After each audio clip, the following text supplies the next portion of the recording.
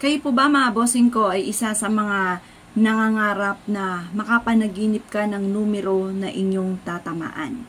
Ako po yung may share sa inyo. Mainam na subukan nyo po itong gawin mga bossing.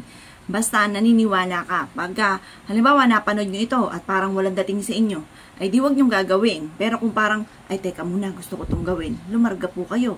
Dahil sinasabi na ng inyong kalooban, iba yung pandama mga bossing ko at sinasabi ng ating pumibig. Kapag naramdaman po ninyo, lumarga po kayo mga bossing. Ngayon pa mga bossing, para makapanaginip tayo ng numero ng ating tatamaan, or kaya meron tayong mahal sa buhay, basta tungkol ito sa usapin ng panaginip, meron tayong mahal sa buhay na gusto nyong mapanaginipan, ganito lang ang inyo pong gagawin ha mga bossing. Basta kung ano yung gusto nyong mapanaginipan, subukan nyo po ito.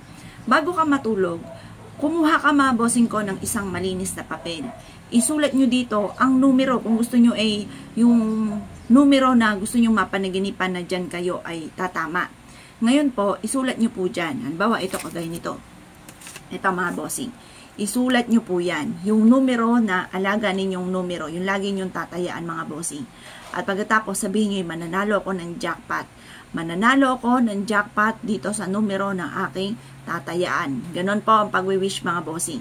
Pagkatapos ito mga bossing ko, tutupiin nyo po ito at iipit nyo po ito mga bossing ko sa ilalim ng inyo pong unan. Pwede rin naman po mga bossing ko na maglaan ka ng halimbawa mga herbal kagaya ng dahon ng laurel. Kumuha ka ng dahon ng laurel, iipit nyo po dito. Mas mainam, may mga ganyan kayo ng mga nag-a-attract ng swerte mga bossing, mga herbal. Proven po yan mga bossing ko. Ngayon po mga bossing, pwede rin naman na kumuha ka ng kristal. Kaya ako po mga bossing, hindi ako nagpapawala ng ganyan. Marami po ako mga iba't ibang klase ng kristal mga bossing. Yan, kagaya po nito. Yan, halimbawa, ito, yung kristal na ito. Ay, ilalagay ko lang ito sa ilalim ng aking unan or kaya po, ilalagay ko na malapit sa aking unan. Hayaan nyo po siya kasi ito, makakatulong po ang mga kristal po natin, yung mga natural stone, mga bossing ko, para kayo ay kung ano yung wini-wish ninyo, yung gusto po ninyo matupad.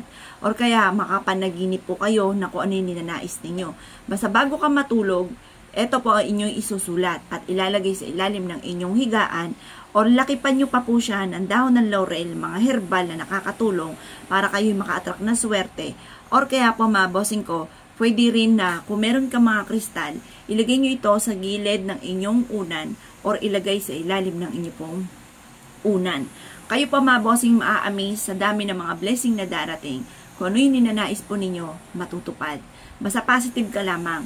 At pagkagising po ninyo, mainam na basahin nyo po muli kung ano may yung sinulat po ninyo.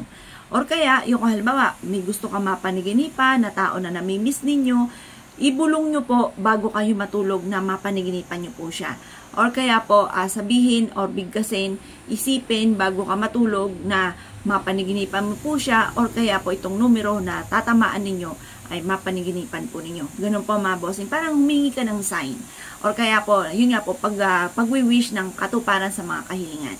Ito po, nakakatulong po yan. Kaya maglagay ka na sa gilid ng inyong unan or kaya sa ilalim ng inyong unan para matupad ang inyong po mga kahilingan.